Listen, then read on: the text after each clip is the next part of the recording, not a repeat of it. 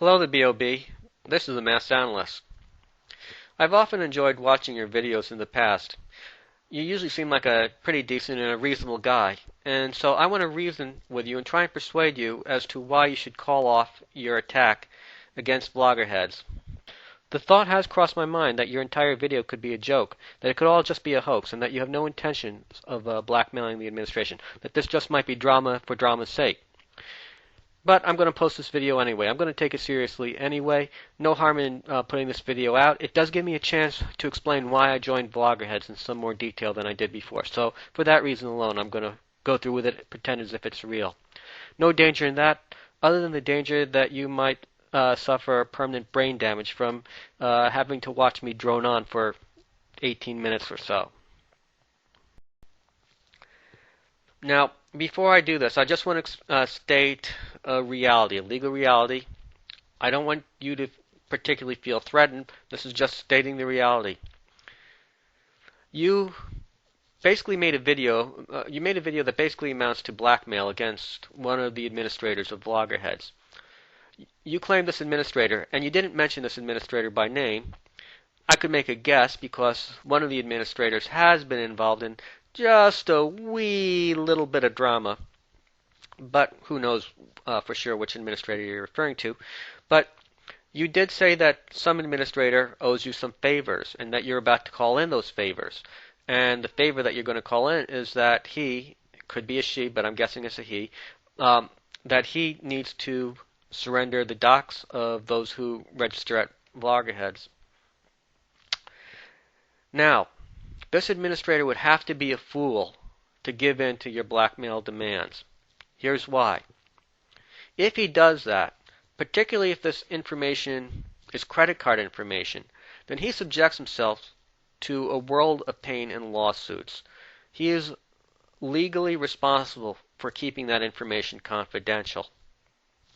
And the more people whose docs he drops, especially if it involves credit card information, the more people whose docs he drops, the more lawsuits he can expect on his hands. This is the type of thing that could ruin him financially. He's got to weigh that possibility, that danger, versus the danger that you might release some really embarrassing information against him. And I'm sure that he doesn't want to have that information released, whatever it may be. And you may be bluffing, for all I know. I mean, trolls sometimes bluff. So this could be an entire bluff on your part, but assuming it's real, assuming you do have leverage, he's got to weigh the two. Do I want to face financial ruin, or do I want to face embarrassment? Financial ruin or embarrassment? So he'd have to be a fool to give you those docs. However, you might have more leverage against him if what he asked you to do was illegal. In that case, he might not want information that he ask you to perform some sort of illegal activity. Of course, if you drop that information out, if you actually played that card, then you would be implicating yourself in some sort of illegal activity, which is probably not the best thing for you to do. So my guess is that if whoever you're talking about is at all smart, they're not going to give in to your demands. However, that's not a certainty.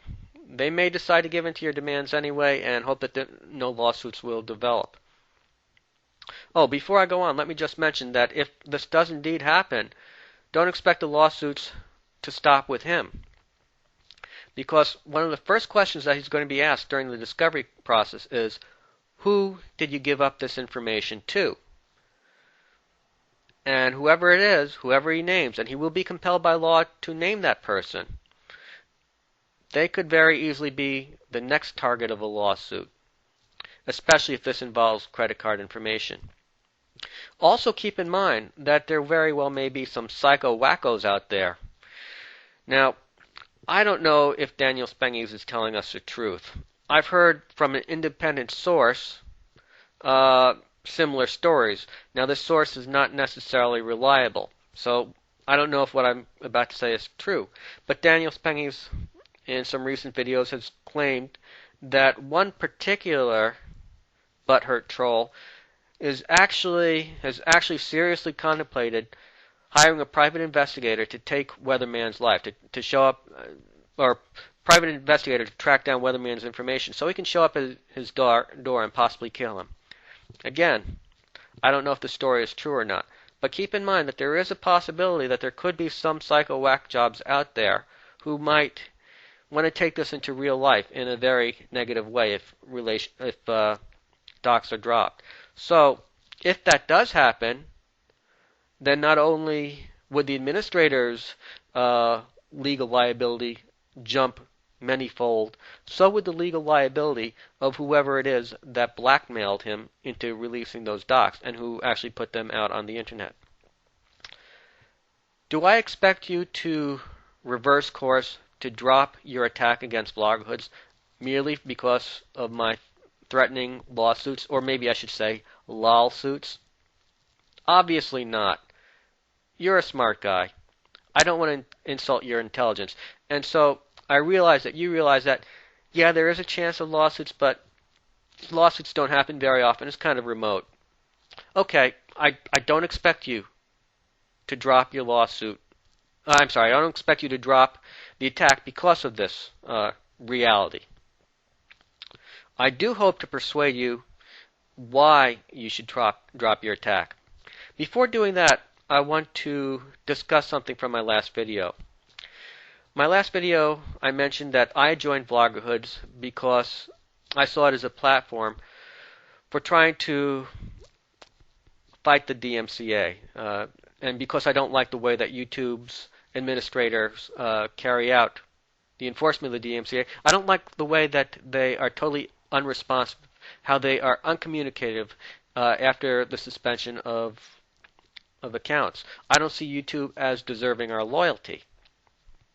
Now, in the comments section of my video, you stated that the problem is with the law, not with YouTube, that whatever news site occurs at Vloggerheads, they're going to have a DMCA problem as well. Yes and no. First of all, Vloggerheads is nowhere near the size of YouTube. They don't have nearly the type of audience. They don't have nearly the number of people posting videos as YouTube. So they would probably get a hell of a lot less DMCAs.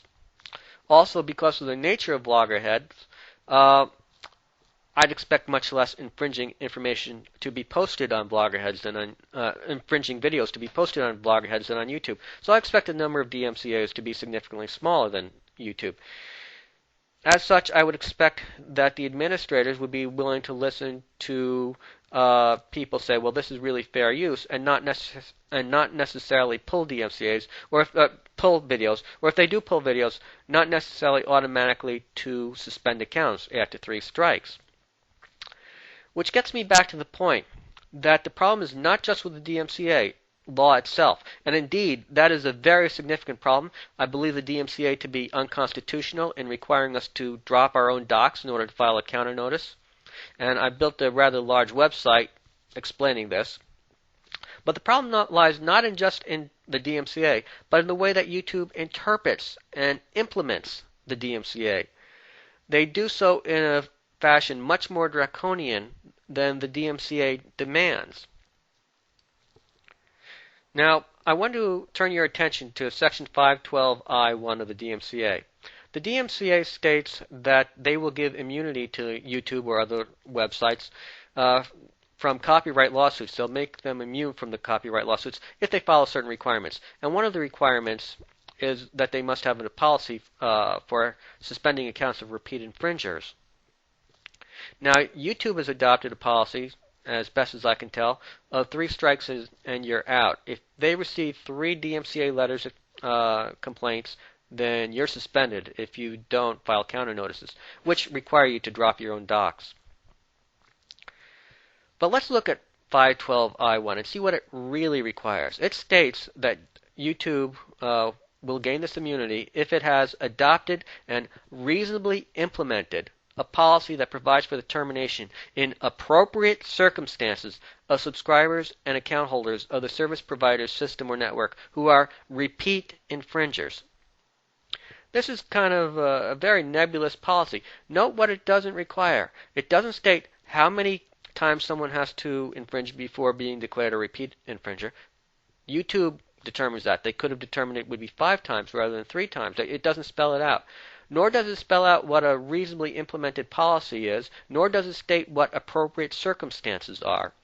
So YouTube could very easily adopt a policy that they will only suspend videos, that they will only suspend accounts if it looks like the videos that have been complained about actually do infringe upon fair use, if they actually do violate fair use. Or they could adopt a policy that they won't count it as a strike against you if the DMCA appears to be totally bogus, if it looks like the person who filed the DMCA didn't actually have any interest in the copyright of the video being complained about. Or if the DMCA didn't have verifiable information as to the sender, if they put down false contact information and YouTube was able to say, hey, we can't get back in touch with these people. YouTube has a lot of wiggle room in there. They don't have to adopt this policy, but this is what they did. 3 strikes. We're not even going to look at the DMCAs to verify whether there's any merit whatsoever in the complaint. 3 strikes, and you're out of here. Now, Vloggerheads is a much smaller site. YouTube probably adopts this policy because they probably get many, many DMCA complaints. But the nature of Vloggerheads is different. I keep saying Vloggerhood instead of Vloggerheads. I don't know why. But the nature is quite different. First of all, the type of material expected to be posted will be very different from what's posted at YouTube. We don't expect and we don't want videos, movies that have been downloaded, TV shows that have been downloaded. That's not what Vloggerheads is for. So they're probably going to get lots less DMCA infractions, lots fewer infractions of copyright law because of this. And in fact, I haven't seen any videos yet that are flagrant violations of the Copyright Act. Secondly, there'll be many fewer people on Vloggerheads than YouTube, many fewer videos uploaded there, so the potential for DMCA complaints is significantly smaller than YouTube. And since they will have fewer DMCA complaints, I expect that their suspension policy will be much more reasonable, that they're only going to suspend you if you've been a flagrant violator of the law, as opposed to YouTube, which doesn't even look into the veracity of the DMCA complaint before suspending you. So the problem is not just with the law, although the root problem is indeed with the law, but the problem is exacerbated by the way that YouTube implements the law. Now, let me explain why I joined Vloggerheads in a bit more detail. I joined explicitly under the impression that one of the main functions of the site would be to gather as a gathering place for people who want to fight against the DMCA.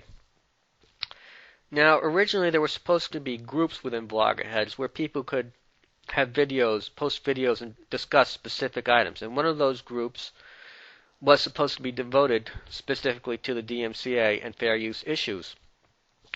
Now, unfortunately, because I guess the code isn't right or what have you, they haven't been able to get groups working. Hopefully this is a feature that they will implement soon, or at least at some point in the future. And at that case, I'm going to be posting my videos about the DMCA there. I put quite a few videos here on YouTube, and I'll be making videos there. One thing that particularly attracted me is that one of the administrators had conducted an interview with a lawyer from the Electronic Frontier Foundation discussing the DMCA and what people can do about the DMCA. And that was one of the first videos prominently featured at YouTube. I'm not sure if the administrator, Faint Starlight, has posted it over here yet or not on YouTube, but it's very worthwhile. And what I'm hoping, my hopes, my ambitions for Vloggerheads is that if we can get a large enough community interested in this issue, if we can get enough people willing to discuss this, then perhaps maybe an EFF lawyer might come in and they might join the discussion, or at least observe what's going on. Now, you might ask, well, can't they do that over at YouTube? They could. But where would you prefer to have a discussion?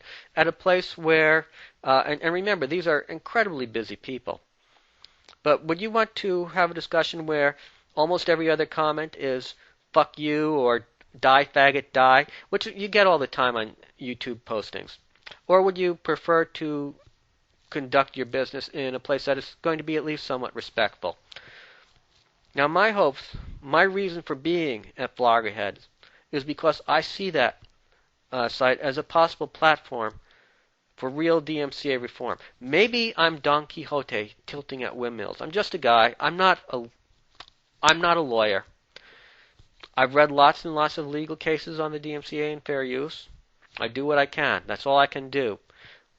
But hopefully, what happens there may be an impetus for change, not just at Vloggerheads, not just at YouTube, but in the law and around the web. So I'm hoping you're going to call off your attack.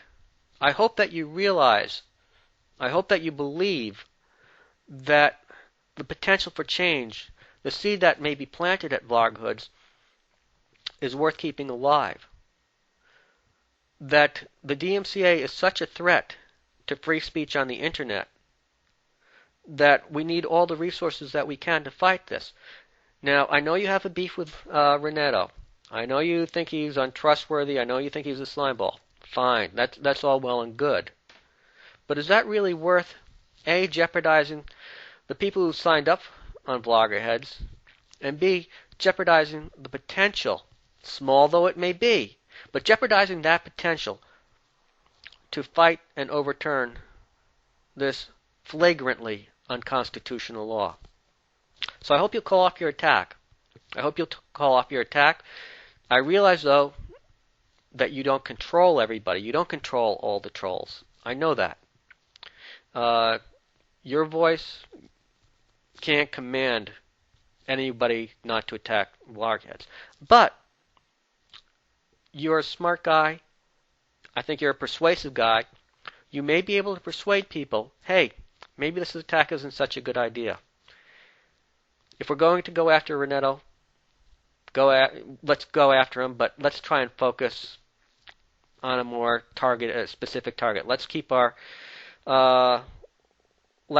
attack focused specifically on Renetto, rather than on the Vloggerhead community, rather than on a source that may just overturn the DMCA. Well, I've been rattling on long enough. This has been the Mass Analyst, under and in.